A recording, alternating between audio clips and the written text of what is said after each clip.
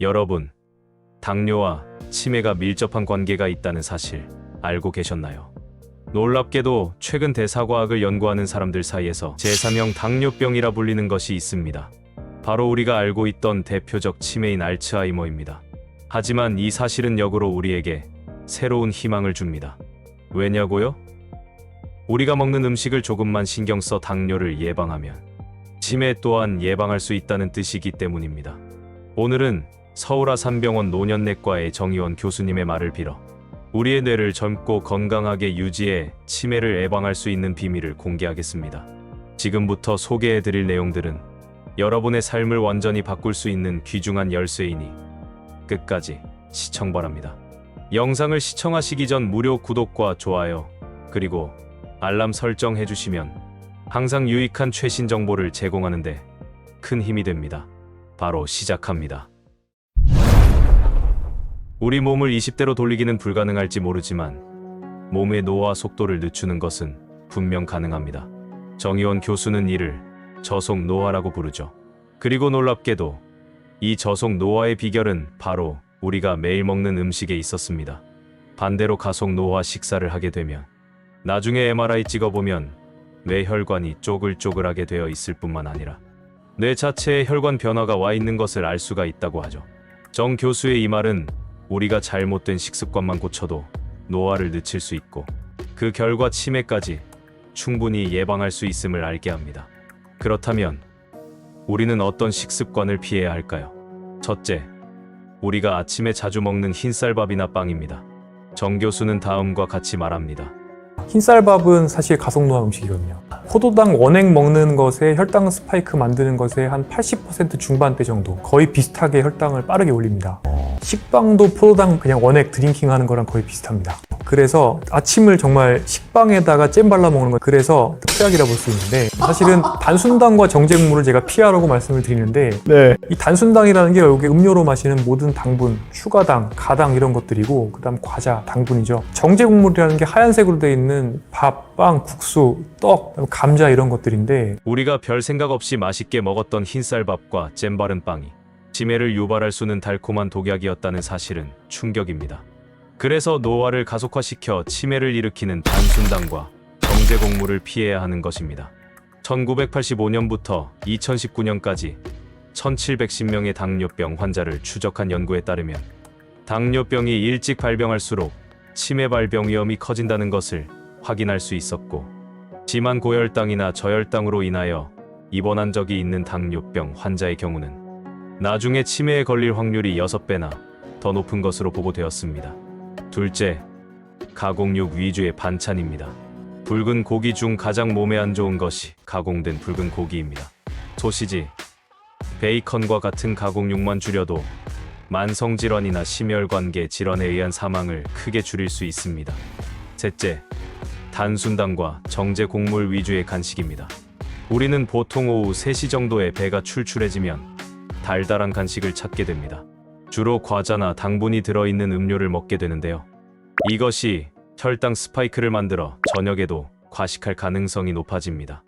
여기에 저녁에도 단순당과 정제곡물 위주로 먹게 되면 저녁 9시에도 또 야식을 찾게 되는 악순환이 벌어집니다. 넷째, 좋지 않은 식용유입니다. 특히 시드 오일은 우리 몸에 아주 좋지 않습니다. 대표적인 것들이 콩기름, 옥수수기름, 포도씨유 등이며, 특히 이 기름들로 고온에서 가열의 튀김을 만들면 트랜스 지방이 만들어지고, 이 지방이 몸속에 들어오면 인슐린 저항성을 만들어 혈당을 높이고 혈관에 염증을 만들 수 있습니다. 이런 기름을 사용한 패스트푸드나 튀김류는 일주일에 한 번도 먹지 않는 게 가장 좋습니다. 그렇다면 우리는 뇌 건강을 위해 어떤 식습관을 가져야 할까요? 먼저 아침 식사로는 녹색 채소와 혈당을 느리게 하는 토마토나 블루베리 등 과일에 올리브 오일을 뿌려 먹는 것입니다.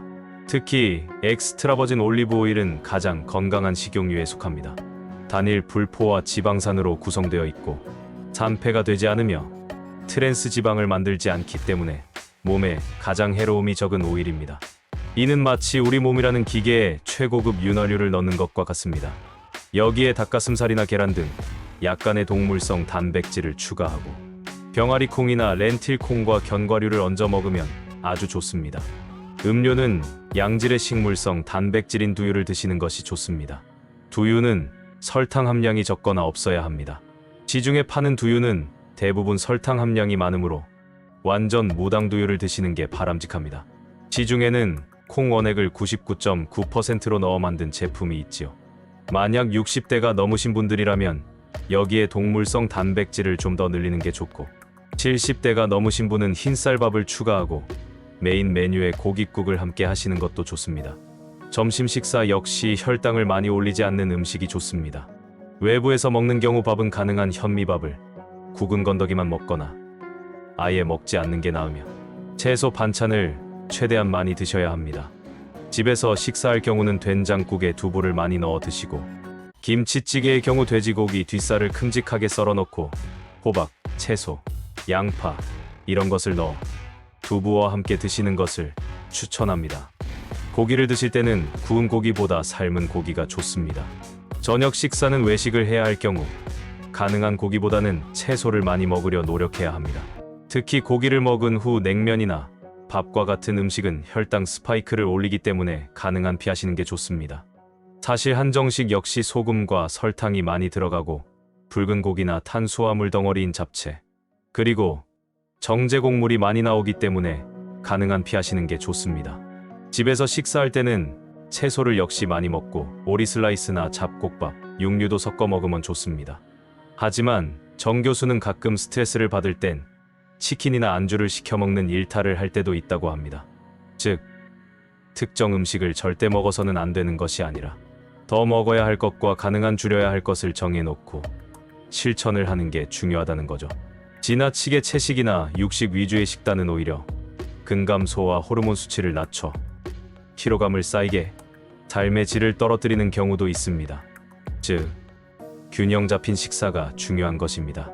오늘 영상에 나온 식품 중 무당 두유와 엑스트라 버진 올리브유, 그리고 잡곡류 등의 구매에 관심 있는 분들은 아래 고정 댓글에 구매 링크를 걸어두었으니 참고하시기 바랍니다.